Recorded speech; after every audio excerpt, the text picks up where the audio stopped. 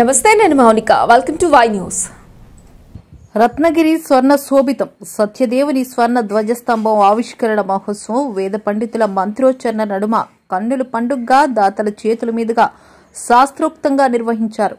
స్వర్ణ శోభితమైన ధ్వజస్తంభాన్ని సుగంధ పుష్పాలతో సర్వాంగ సుందరంగా అలంకరించారు. తొలుత వేద పండితులు గణపతి పూజ, పుణ్యహవచానం, షోడశోపచార పూజలు గావించారు. నూతన ధ్వజస్తంభం చుట్టూ ప్రదక్షిణాలు గావించి వేద పండితుల వేదాశీర్వచనాల అనంతరం భక్తులకు ప్రసాదాలు అందజేశారు. 300 కిలోల రాగి రేకుపై సుమారు 1800 గ్రాముల బంగారం వినియోగించారు.